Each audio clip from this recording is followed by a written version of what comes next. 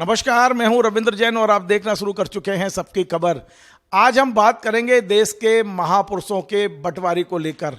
कुछ लोग ऐसे भी हैं जो देश के साथ साथ महापुरुषों का भी बंटवारा चाहते हैं। कुछ राजनीतिक दल ऐसे हैं जो महापुरुषों पर कब्जा करने की कोशिश करते हैं। लेकिन इसी बीच एक ऐसे साहित्यकार हैं जो एक ऐसी आवाज बनकर उभरे हैं जो चाहते हैं कि महापुरुषों का बंटवारा नहीं होना चाहिए। महापुरुष किसी की भी प्रॉपर्टी नहीं होते। महापुरुष इस देश की संपत्ति हैं, इस देश की थाती है। और ये आवाज़ है देश के जाने माने कवि चौधरी मदन मोहन समर की। चौधरी मदन मोहन समर मध्य प्रदेश में पुलिस विभाग में डीएसपी हैं और आज संयोग से मेरे स्टूडियो में हैं। जब मैंने ये चैनल चालू किया था तब मेरा एक ड्रीम था कि मैं देश के बड़े साहित्यकारों को और बड़े कवियों को इस मंच पर लेकर आऊं। लेकिन मैं चाहता था कि मेरे कुछ व्यूज़ बढ़े, कुछ मेरे फॉलोअर बढ़ें। उसके बाद मैंने बुलाऊं। आज मुझे ये कहते हुए गर्व है कि आपका प्रिय सबकी खबर चैनल के 60,000 सब्सक्राइबर केवल यूट्यूब पर है, करीब 50,000 इंस्टाग्राम पर है, 40,000 फेसबुक पर है और आज इसकी आवाज़ पूरे देश और दुनिया में सुनी जा रही है। ऐसे मौके पर मैंने आज चौधरी मदन मोहन जी समर को अपने स्टूडियो में सम्मान के साथ बुलाया और इसका सब्जेक्ट एक ही है। जिस बात को लेकर चौधरी मदन मोहन समर देश और दुनिया में अपनी कविताएं मंच पर खड़े होकर पढ़ते हैं कि मेरा ये देश क्या है, मेरे देश के महापुरुषों का क्या योगदान है, क्या देश के महापुरुष भी किसी राजनीतिक दल में बांटे जा सकते हैं। चौधरी साहब, आपका बहुत बहुत स्वागत है। मैं आपके दर्द को समझता हूं और जिस दर्द को आप दुनिया में गाते हैं मंच पर, मैं उनको बड़े ध्यान से सुनता हूं। लेकिन आपकी एक कविता महापुरुषों को लेकर जो है वो रोंगटे खड़े करती है। निश्चित तौर पर महापुरुष तो देश की प्रॉपर्टी होते हैं, देश की थाती होते हैं। क्या इनका बंटवारा राजनीतिक दलों में होना चाहिए? देखिए, राजनीतिक दल जो है वो लोकतांत्रिक व्यवस्था है और उसकी जो नींव है वो देश के महापुरुष हैं, जिनने जीवन छोटा माना देश महान है, जिनके दम पर खड़ा हुआ ये मेरा हिंदुस्तान है। तो वो कंधा लगा के देश को अपने कंधे के ऊपर लेकर खड़े हुए हैं। तो उनका किसी भी स्थिति में, किसी भी दशा में, किसी भी राजनीतिक विचारधारा के अंदर बंटवारा नहीं हो सकता। और हमारे यहाँ ये एक दुर्भाग्य है कि हम हमारे देश के महापुरुषों को विचारधारा के अनुसार बांटने की कोशिश करते हैं। तो मेरी ये पीड़ा थी कि अगर कोई गांधी जी की प्रतिमा के ऊपर टमाटर फेंक दे या कालिक पोत दे या सावरकर जी को गाली देकर उनके प्रतिमा को खंडित कर दे या भीमराव अंबेडकर को किसी जाति विशेष का निरूपित कर दे, तो मुझे एक साहित्यकार, एक लेखक होने के नाते और राष्ट्र का आराधक होने के नाते निश्चित रूप से पीड़ा होना थी। तो इसी चीज को लेकर मैंने मेरी एक कविता लिखी थी कि मैं जिंदा हिंदुस्तान हूं। तो हिंदुस्तान जिंदा तभी है जब हम लोकतांत्रिक रूप से देश की व्यवस्था को संचालित करें और सभी महापुरुषों का समान रूप से आदर करें। उसमें किसी तरह से यह नहीं होना चाहिए कि सावरकर आपके हो गए, गांधी मेरे हो गए, नेहरू तुम्हारे हो गए, भीमराव मेरे हो गए, लाला लाजपत राय किसी और विचारधारा के हैं या मौलाना अब्दुल कलाम आज़ाद किसी और विचारधारा के हैं। तो ऐसा नहीं होना चाहिए। यही इस कविता का मूल है। हाँ समर जी, मैं चाहूँगा कि मेरे दर्शक भी चाहेंगे कि आपकी उस पीड़ा को हम अपने मंच के माध्यम से अपने दर्शकों तक पहुंचाएं। जो आपने महापुरुषों के बंटवारे के खिलाफ जो आवाज़ उठाई है, चाहता हूँ इस मंच से वो आवाज़ पूरे देश और दुनिया सुने।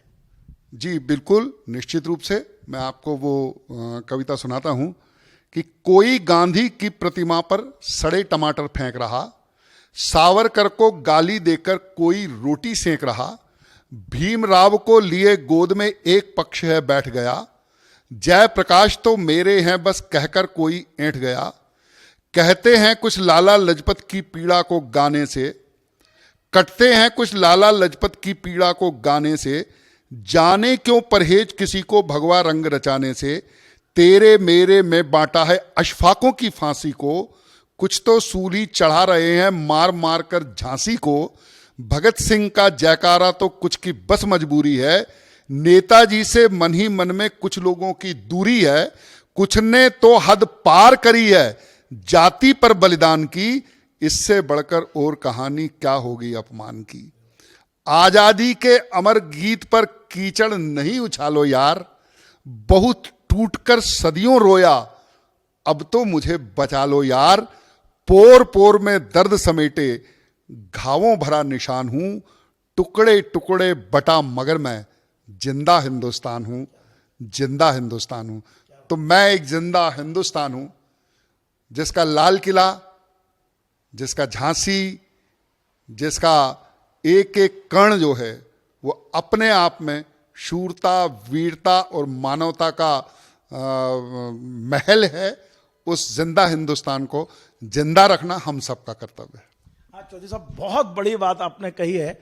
एक सवाल आपसे, एक जो आपने जिस भावनाओं से ये गीत लिखा है, ये कविता लिखी है, क्या उसी भावनाओं के अनुसार आप इस देश की सरकार से कहेंगे कि एक हमारे महापुरुषों को लेकर कुछ ऐसा कानून बनना चाहिए कि अब महापुरुष तो यहाँ है नहीं, उनके परिवार के लोग भी कहाँ हैं हमें नहीं पता है, पर महापुरुष का पूरा परिवार तो 140 करोड़ लोग हैं, इनके ऊपर उंगली उठाने वालों पर को देशद्रोही कहा जाए, चाहे वो सावरकर हों, चाहे वो अंबेडकर हों।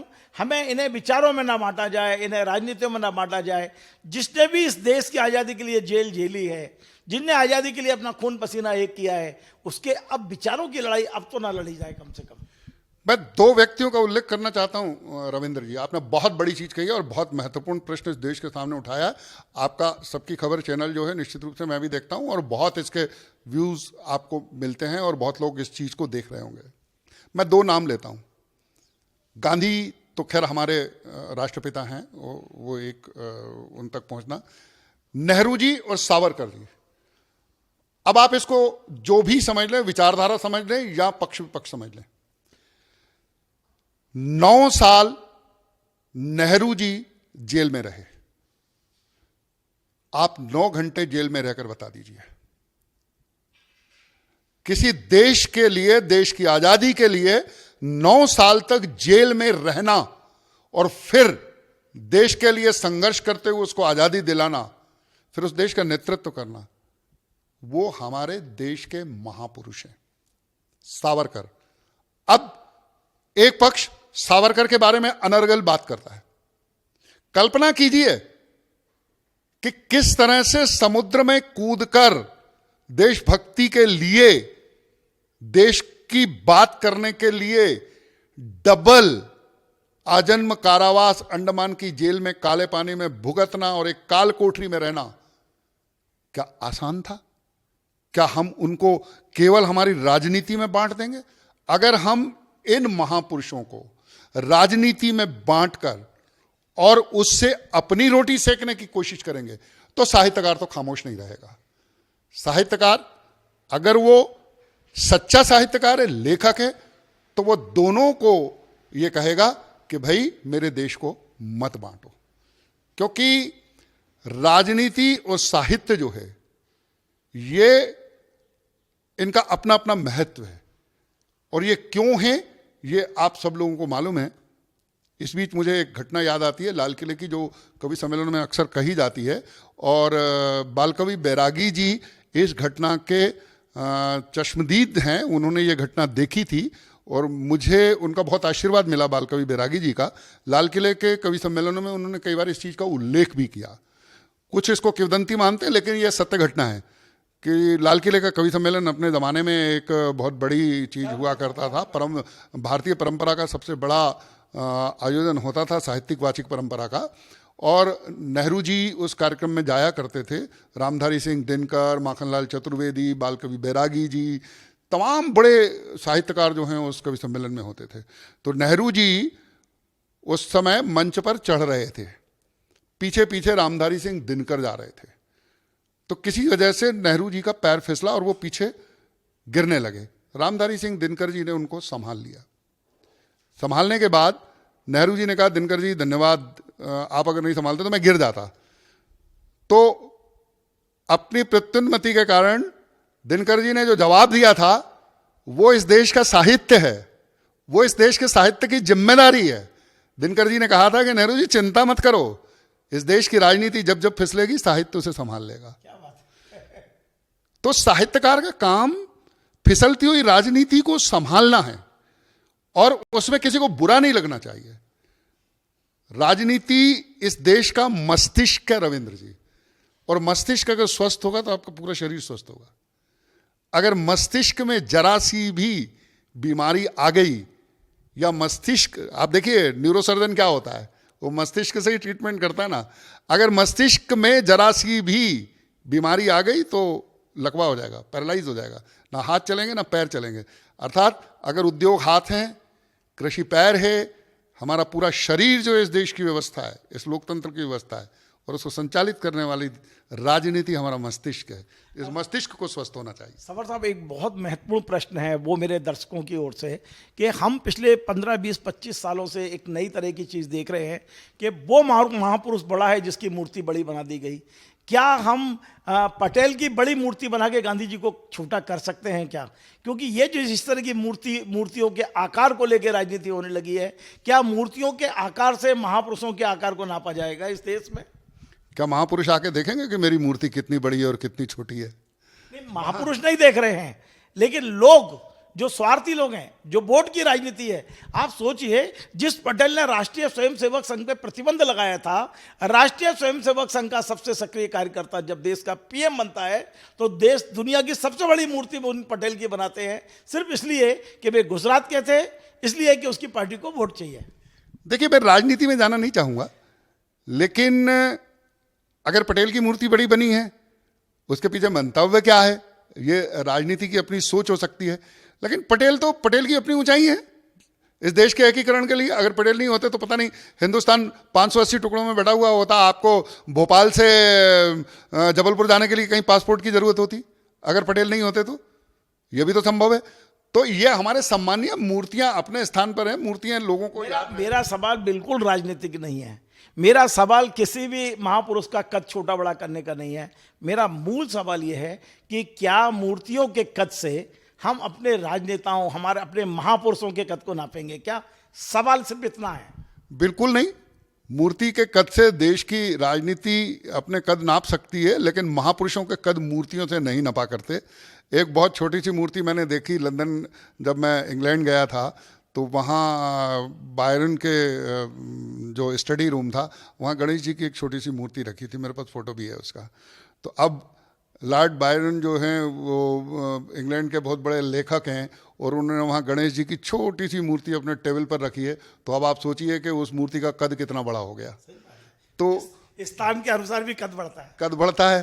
तो मूर्तियों के कद, आप बड़ी मूर्तियां बनाना या बड़ी मूर्तियां हो या छोटी मूर्तियां हो, उससे कोई फर्क नहीं पड़ता। महापुरुषों का जो सम्मान देश के नागरिक के अंदर होना चाहिए, वो बिना किसी भेदभाव के अंदर होना चाहिए। तो उसके अंदर कोई राजनीतिक सोच नहीं होनी चाहिए। वो सबके हैं। आपकी असहमति हो सकती है किसी के विचार से, लेकिन असहमति में सहमति, यही एक हमारा मूल मंत्र है, जिसको हमें इस लोकतंत्र के अंदर जिंदा रखने की आवश्यकता भी है। हाँ समर साहब, मैं आपके थोड़े से और प्रश्नों पर भी आना चाहता हूँ। आपका जीवन मैंने पिछले 20-25 साल से देखा है, लेकिन उसके पहले एक प्रश्न जो अधूरा रह गया, हम उसका जवाब लेंगे। फिर मैं आपकी पुलिसिया, जो आपका एक पुलिसिया रंग है, उस पर भी आऊँगा। तो मैं ये जानना चाहता हूँ कि जिस लड़ाई को आप लड़ रहे हैं, ये एक तरह से लड़ाई है जिसको लड़ा जा रहा है, जिस मुहिम को चला रहे हैं। मैंने आपसे प्रश्न पूछा था, वो प्रश्न कुछ अधूरा रह गया। आपको लगता है कि अब समय आ गया है कि भारत सरकार को महापुरुषों के सम्मान को लेकर भी एक कानून बनना चाहिए, और उस कानून का उल्लंघन करने वाले, यानी हमारे महापुरुषों का अपमान करने वालों को भी देशद्रोह की श्रेणी में लाना चाहिए? आपको लगता है? 100% सहमत हूं मैं आपसे। सोशल मीडिया पे जिस तरह से हमारे महापुरुष, कोई भी हरा गहरा व्यक्ति किसी भी महापुरुष के बारे में कोई भी फोटो और वो बना के डाल देगा कि वो सिगरेट पी रहे हैं या ये महिलाओं के साथ है, ये महापुरुषों को कितना अपमान, उनके मृत्यु के 40-40, 50-50 साल बाद हो रहा है। ये सब बहुत ही चिंताजनक स्थिति है रविंद्र जी। है क्योंकि सोशल मीडिया पे जिस तरह से हम देखते हैं हमारे देश के संवैधानिक पदों पर बैठे हुए लोगों के बारे में, हमारे जो महापुरुष हैं उनके नाम को लेकर, उनके चित्रों को लेकर, उनके बारे में जिस तरह से अनर्गल बातें की जाती हैं। सोशल मीडिया वर्ल्ड प्लेटफॉर्म है, आप केवल भारत में ही उसको नहीं देख रहे, उसे हमारे दुश्मन देश भी देख रहे हैं। वो लोग भी देख रहे हैं कि जो हमें मिट्टी में मिलाने का सपना देखे बैठे हैं, तो वहां पर वो इस चीज को लेकर हमारा मजाक उड़ाते हैं, मखौल उड़ाते हैं। मेरा बिल्कुल ये स्पष्ट मत है कि कानून के अंदर ये बात आनी चाहिए कि अगर कोई किसी महापुरुष के बारे में कोई अनर्गल टिप्पणी करता है, कोई अपमानजनक टिप्पणी करता है, या सोशल मीडिया पे उसे लिखता है, या किसी और तरह से उसे व्यक्त करता है, तो वो कॉग्निजेबल और नॉन बेलेबल ऑफेंस होना चाहिए, ताकि हम अपने महापुरुषों के बारे में बात ना कर सकें इस तरह की जो हमें और दुनिया में लोगों को बुरी लगे और महापुरुषों को उसमें अपमान हो। ऐसा कुछ नहीं। बहुत बहुत बहुत बड़ी बात आपने कही, और हम चाहते हैं कि यदि ये आवाज़ हमारी भारत सरकार तक पहुंचे तो इस मुद्दे पर विचार होना चाहिए। अब मैं लौटता हूं आपके पुलिसिया जीवन पर। मैं अपने दर्शकों को बता दूं कि चौधरी मदन मोहन जी संवर पुलिस विभाग में हैं और एक ऐसे पुलिस अधिकारी हैं जहां भी थाने में रहे हों तो वहां के आसपास के गर्ल्स हॉस्टल सुरक्षित अपने आप हो जाते थे। यदि किसी थाना क्षेत्र में जितने गर्ल्स हॉस्टल हैं, आप ये मान के चलिए कि वहाँ की बच्चियाँ फिर मदन मोहन संवर की बच्चियाँ हो जाती थी। ये नियमित उन हॉस्टलों में जाया करते थे और अपनी बेटी से ज़्यादा प्यार उन बच्चियों को करते रहे हैं। एक ऐसा पुलिस वाला आपके मन में अंदर धड़कता है, जो पिता है, जो भाई है, किस तरह से इस जीवन को जी पाते थे। मैं आपके बारे में जब पढ़ता था तो मेरे भी रोंगटे खड़े हो जाते थे। कभी आपने बैतूल में किया, कभी पिपलानी, भोपाल के पिपलाई थाने में बच्चियों के हॉस्टल में सब बच्चियों को गोद ले लिया, और ऐसे जैसे मेरी खुद की बेटियां हैं। बैतूल में एक बेटी मैंने ऐसी भी सुनी है जिसकी शादी भी आपने की, पढ़ाया लिखाया, शादी की। बड़ा मुश्किल होता है दूसरे के बच्चों को अपनी बेटी बना के विदा करना। रविंद्र जी, इसमें मेरा कोई योगदान नहीं है। किसी कार्य के लिए अगर ईश्वर ने मुझे आदेश दिया, उसने मेरा चयन किया, तो ये मेरा सौभाग्य है कि आपको ये करना है। जिस बैतूल की आप बात कर रहे हैं, बैतूल में एक बेटी मेरी अभी बीएड कर रही है, जो शायद 9th में थी, तब अचानक मेरे पास थाने में आई और उसने अपनी बात बताई कि मेरे माता पिता भी नहीं हैं और कोई नहीं है, तो क्या आप मुझे पढ़ाएंगे। तो मुझे लगा कि शायद मेरी बेटी कहीं खड़ी होकर मेरे सामने ये प्रश्न कर रही है। तो मैंने उसे अपनी बेटी का दर्जा दिया और वो अभी इस समय बीएड कर रही है और फाइनल ईयर है उसका बीएड का। एक बेटी की शादी भी हुई, कुछ और बेटियां हैं। दरअसल पुलिस की नौकरी जो है, लोगों के अंदर बड़ा भ्रम है पुलिस की नौकरी को लेके कि ये बड़ी रूड और डंडे वाली और कठिन नौकरी है। ऐसा नहीं है। आपके पास, मैं अभी प्रशिक्षण में भी था तो मैं सब लोगों को यही बोलता था, जितने भी डीएसपीज वहाँ ट्रेनिंग के लिए आए हैं, सब इंस्पेक्टर ट्रेनिंग के लिए आए, कि पुलिस की नौकरी आपके लिए ग्लैमर नहीं है, ये आपके लिए मिशन है। आप ग्रास रूट पे जाकर, जमीनी स्तर पर जाकर लोगों की मदद कर सकते हैं और उनके कष्टों को दूर कर सकते हैं। आपके सामने उदाहरण है आदरणीय पवन जैन साहब का, किस तरह से सूदखोरों से उन्होंने गरीबों को मुक्त कराया।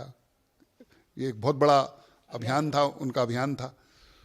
तो आप इंसान के रूप में वहाँ काम करें। मैं जब पहली बार थाना प्रभारी बना, कुछ बातें बड़ी मज़ेदार भी होती हैं। पहली बार थाना प्रभारी बन के मैं सलसलई एक थाना है वहाँ पर गया, तो मेरी उम्र लगभग 25 साल के लगभग थी उस समय। 23 साल की उम्र में पुलिस की नौकरी में आ गया था, तो 25 साल की उम्र, एक बिल्कुल लबालब भरा हुआ युवा। तो जब वो पहुंचा तो मुझे मेरे स्टाफ के कुछ लोगों ने बताया कि सर वो एक फलाना थानेदार थे, उनका ये जलवा था, जहाँ से उनकी बुलेट निकल जाती थी लोग दरवाजे बंद कर लेते थे, एक कुर्सी रखते थे, आओ बात करो और जाओ, किसी से मिलते नहीं थे, और गजब का अनुशासन था साहब उनका, बहुत ज़बरदस्त आदमी थे। तो मैंने थोड़ी देर सोचा, फिर मेरे अपने स्टाफ से मैंने कहा सुनो, मैं उस तरह का थाना प्रभारी नहीं बनना चाहता। मैं वो थाना प्रभारी बनना चाहता हूँ कि जब मैं कहीं से निकलूँ तो लोग आजू बाजू मेरे पास आ जाएं और अपनी तकलीफ मुझे बताएं। मैं वो थाना प्रभारी बनना चाहता हूँ कि जब कोई मेरे पास मेरे थाने पे मिलने आए तो वो वहाँ बैठे और वो पानी पिए और निश्चिंत होकर अपनी बात कहे। मैं वो थाना प्रभारी बनना चाहता हूँ कि भीड़ की तुम बात करते हो, लोगों की बात करते हो, किसी प्रतिनिधि से ज्यादा लोग मुझ पर विश्वास करें और मेरे पास आए और मैं उनका काम करने में सक्षम हूं, ईश्वर मुझे वो शक्ति दे, मैं वो थाना प्रभारी बनना चाहता हूं। तो लोगों ने बाद में, अरे अभी तो प्रशिक्षण में आया, नया नया आए, अब अपने आप होश ठिकाने आ जाएंगे। लेकिन ईश्वर ने मेरे ऊपर आशीर्वाद रखा, मेरे पे ईश्वर की कृपा रही और मेरे अपने नीति सिद्धांत जो रहे, जहाँ मुझे अड़ना हुआ वहाँ मैं अड़ा, जहाँ मुझे लोगों के बीच में पहुँचना हुआ मैं लोगों के बीच पहुँचा। और ऐसे कई उदाहरण हैं कि जब बिना डंडे के, बिना गाली के, बिना किसी दिक्कत के मुझे 5-5 हज़ार की भीड़ को सही दिशा में ले जाने का अवसर मिला और उसका मेरे वरिष्ठ अधिकारियों ने उसके ऊपर मुझे आशीर्वाद भी दिया और मुझे पुरस्कृत भी किया। ऐसे कई उदाहरण हैं मेरे पास।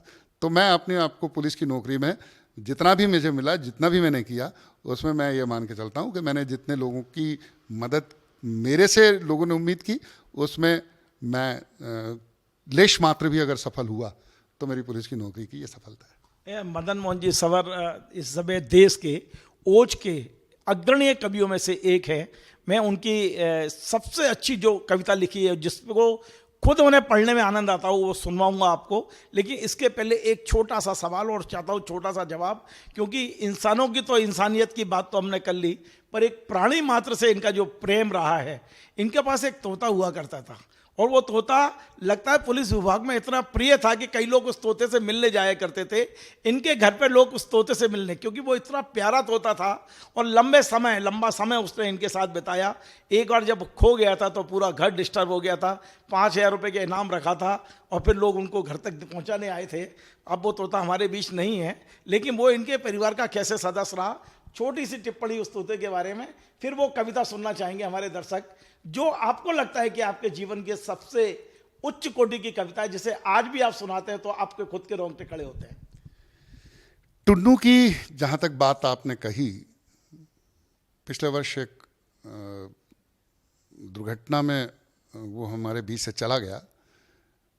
मैं ये देखना चाहता था कि आप किसी का आसमान कैसे छीन सकते हो। द्विपक्षीय प्रेम था हमारा और उसका। मैंने कभी उसे पिंजरे में नहीं रखा और वो कभी मुझसे मुक्त नहीं हुआ। वो तोतों के बीच में जाता था, झुंड के बीच में जाता था, घूमता था, शाम को आकर मेरे पास आता था, मेरे साथ खाना खाता था, मेरी पूजा में शामिल रहता था, फिर चला जाता था, फिर लौट के आ जाता था। मैंने कभी उसको बंधन में रखने की कोशिश नहीं की और उसने मुझे कभी अपने बंधनों से मुक्त नहीं किया। लेकिन एक अचानक एक छोटी सी दुर्घटना किसी के माध्यम से हुई और वो हमारे बीच से, मेरे हाथ में ही उसने दम तोड़ा और उसकी समाधि जो है मेरे पैतृक ग्राम सुल्तानपुर में मैंने उसकी बनाई है। तो वो मेरे लिए मित्र कह लो, मेरी आत्मा कह लो, कि मेरे लिए बहुत कुछ था। पूर्व जन्म का भी कोई साथी हो, कुछ भी हो सकता है। वो मेरे लिए क्या था, मैं उसका मूल्यांकन नहीं कर सकता। उसका कोई मूल्यांकन नहीं है। ये आपके जीवन का एक वो है कि आप जीव मात्र से प्रेम करते हैं, केवल इंसानों से नहीं। हमने देखा, आपने कहा कि पुलिस में जो मानवीयता आपने भरी, पुलिस विभाग में आपने जहाँ रहे वहाँ की बच्चियों को अपनी बच्चियों जैसा प्यार दिया। आपने पशु पक्षियों से, मैंने वहाँ देखा था पिपरिया में जब एसडीओपी थे, तो एक बच्चिया आपके साथ सोती थी आके, एक छोटी सी गाय की बच्चिया आपके पलंग पर साथ सोती थी। ये हर किसी के साथ संभव नहीं है। पता नहीं किस तरह के भगवान बना के भेजता है ऐसे प्राणियों को इस जगत में। अब मैं चाहता हूँ कि मेरे दर्शकों को आप कोई ऐसी कविता सुनाएं ओज की, जो आपको लगता है कि पता नहीं किसने आपसे लिखवा दी वो कविता। जब भी आप पढ़ते हैं तो नया रोमांच आपके अंदर पैदा होता है। रविंद्र जी, कविता आपकी कृति है। कौन सी कृति श्रेष्ठ है और कौन सी श्रेष्ठ नहीं है, इसका चयन करना संभव नहीं है। हर कृति अपने आप में एक अलग। सवर साहब, कभी कभी लगता है कि ये कैसे लिख गई, मुझे भी नहीं पता। ये शायद ऊपर वाले ने लिखवा दी मुझसे।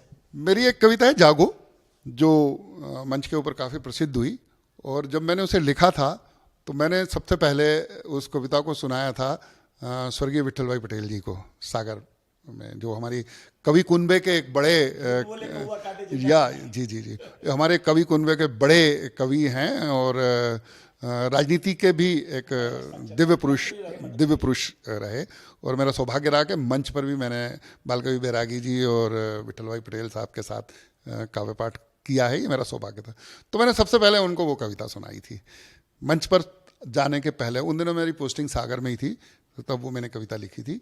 तो उनका पेट्रोल पंप था, तो मैं आ रहा था मालथोन से, मालथोन थाना प्रभारी था, तो मेरा मन हुआ कि मैंने कहा दादा से मिलना चाहिए, तो पता करा तो वो पेट्रोल पंप पे बैठे थे। मैं पेट्रोल पंप पे गया तो उन्होंने ही पूछा, और समर बता नया क्या लिखा तूने। तो मैंने कहा दादा एक कविता लिखी है, लेकिन अभी मैंने मंच पे उसको नहीं लेके गया हूँ और थोड़ी सी याद भी नहीं है इतनी अच्छे से। बोले नहीं तू तो सुना। तो इत्तेफाक से वो जब मैंने उनको सुनाई तो वो मुझे पूरी की पूरी कंठस्थ, मतलब जो मैं उसकी रियाज कर रहा था, उसका अभ्यास कर रहा था, तो इतना हो चुका था कि मैं उनको पूरी कविता सुना। कविता बहुत लंबी है, सब लोग जानते हैं, सब लोगों ने सुनी है, जागो के नाम से वो कविता है, लेकिन मैं उसके कुछ बंद आपके बीच में सुनाता हूँ। आपने जो ये महापुरुषों वाली बात कही, उसमें ही मैंने उसको इस्तेमाल भी किया है, उसी में उसमें उसको वो तब भी उसको मैंने उसमें इस्तेमाल किया है। शुरुआत उसकी मैं कुछ ऐसे करता हूँ जो काफ़ी लोकप्रिय पंक्तियाँ हुई कि यह वक्त बहुत ही नाजुक है, हम पर हमले दर हमले हैं, दुश्मन का दर्द यही तो है, हम हर हमले पर संभले हैं। सैनिक सीमा साधे रहना, हम भीतर देश बचाएंगे, तुम कसम निभाना सरहद पर, हम अपना नमक चुकाएंगे। हर युवा 18 से 35 तक बने कमांडो भारत का, वो रखे हौसला उत्तर दे दुश्मन की घृणित शरारत का। मरने की बात पुरानी है, अब बिना मरे हम मारेंगे, और अपनी उंगली दिए बिना दुश्मन के मुंड उतारेंगे। तो भारत माँ का तिलक करो सब चंदन अक्षत रोली से, आज तिरंगा ऊंचा कर दो इनकलाब की बोली से। एक प्रश्न तुम और जोड़ दो भारत के उत्थान का, कौन रास्ता रोक सका ये झंझावत तूफान का। संकल्पों के साधक को तुम साहस भरी उड़ान हो, मुकुट तुम्ही हो भारत माँ का, तुम ही हिंदुस्तान हो। तुम्ही शिवाजी की हुंकारे राणा की तलवार, तुम्ही शंखनाद हो भगत सिंह का ऊधम की ललकार, तुम्ही शेखर के संकल्पों को तुम गाती हुई जवानी हो। तुम्ही सुनीता विलियम वाली साहस भरी कहानी हो। इंदिरा हो तुम लाल बहादुर, तुम ही अटल बिहारी हो। भीमराव हो जयप्रकाश हो, नेहरू की फुलवारी हो। गांधी की तुम परम अहिंसा, नेताजी का नारा हो। तुम ही इरादे हो पटेल के, तुम कलाम की धारा हो। अन्याय का उत्तर देता नीतिगत संग्राम तुम्ही, लोकतंत्र में सिंहासन को कसती हुई लगाम तुम्ही। स्वाभिमान की नई कहानी वाला पन्ना तुम्ही तो हो, जनमत से हटतंत झुकाने वाला अन्ना तुम्ही तो हो। तुम्ही समय की परिभाषा हो, निर्णय हो निर्णायक हो। वंदे मातरम गीत तुम्ही हो, जनगण मन अधिनायक हो। वंदे मातरम गीत तुम्ही हो। और फिर इसका एक बंध आगे चलता है, मैं पूरी कविता तो बहुत लंबा समय है उसके लिए, मैं एक छोटा सा बंध और कि मैंने ये क्यों लिखा और मैं क्यों लिखना चाहता हूं। कविता के रूप में हम रविंद्र जी अगर मंच पर हैं तो हमारी जिम्मेदारी है कि हम कविता अच्छे से लिखें, साहित्य के स्तर को बनाकर रखें, देश की बात करें, वर्गलिटी से हट के बात करें। आज जो गीतों का, जो फिल्मी गीतों का जो स्तर नीचे गिरा है, उसके लिए दर्शक और श्रोता भी जिम्मेदार है। हमें सरस्वती ने वरदान दिया है। कल भी आपने मंजर भाई का इंटरव्यू लिया था और मैंने पूरा देखा था। मंजर भाई देश दुनिया में जाने माने शायर हैं हमारी बिरादरी के। तो हम कुछ भी कर सकते हैं पैसे कमाने के लिए, तो कविता में कुछ भी लिखा जा सकता है। हमको भी तो चूनर चोली चुंबन गाना आता है, इतराते बल खाते यौवन पर बतियाना आता है। लिख सकते हैं मधुर रात के आलिंगन अंगड़ाई पर, गालों के शर्मीलेपन पर, आंखों की सुरमाई पर। लिख सकते हैं चूड़ी कंगन और कलाई गोरी पर। लिख सकते हैं अल्लड़ता पर चिमटी और चिरोरी पर। लिखने को तो लिख सकते हैं मस्ती भरी कहानी पर। लिख सकते हैं शीला मुन्नी की बदनाम जवानी पर। हम भी इसमें डूब गए तो तुमको कौन जगाएगा, कौन तुम्हें फिर भारत माँ के रिश्ते घाव दिखाएगा। इसीलिए मैं चिंगारी की राख हटाया करता हूं, ये वक्त बहुत ही नाजुक है, मैं तुम्हें जगाया करता हूं। ये वक्त बहुत ही नाजुक है, मैं तुम्हें जगाया करता हूं। बहुत बहुत धन्यवाद। आज हमारा दिन बन गया। आज निश्चित तौर पे ये मेरे लिए बड़ी सौभाग्य की बात है कि चौधरी मदन मोहन समर का मैंने पहला इंटरव्यू किया है उम्मीद है कि मैं आगे भी आपसे संपर्क में रहूंगा, लेकिन आज उन्होंने कई तरह के संदेश दिए और एक बड़ा संदेश सबकी खबर के जरिए चौधरी मदन मोहन समर ने दिया है कि महापुरुषों का बांटना बंद करिए, महापुरुषों के सम्मान के लिए अब कानून बनाने का समय आ गया है। एक भी महापुरुष का किसी प्रकार का कोई अपमान, जिस महापुरुष ने इस देश को आज़ाद किया, जिस देश के लिए लड़े, कंधे पर इस देश को उठाया, अब उनका अपमान यदि कोई करता है तो उसे बड़ी से बड़ी सजा मिलना चाहिए। ये ऐसे कानून बनाने की वकालत आज मेरे चैनल के माध्यम से की गई है। उम्मीद है कि भारत सरकार इसे गंभीरता से लेगी। इसके अलावा मैंने आज पुलिस की खाकी की ड्रेस में छिपे हुए एक बहुत ही संवेदनशील पुलिस वाले से आपको मिलवाया, किस तरह बेटियों की शादी करते हैं, कैसे बेटियां उन्होंने आम परिवार की गरीब बच्चियों को बेटी बनाकर अपना इतना प्रेम दिया, कैसे जीव जंतु से प्रेम किए, ये तमाम सारी चीज़ें आज आपने सुनी हैं। ये हैं चौधरी मदन मोहन संवर। मैं एक बात और बता दूं अपने चैनल के जरिए कि 1-1.5 साल और बचा है पुलिस की नौकरी को। उसके बाद संवर जी के तेवर जो होंगे वो देखने लायक होंगे, मुझे पूरी उम्मीद है। आपको हमारा ये कार्यक्रम पसंद आए, आप इसे शेयर करें, लाइक करें, कमेंट करें और आपसे बार बार निवेदन है हमारे इस चैनल को सब्सक्राइब अवश्य करें। धन्यवाद।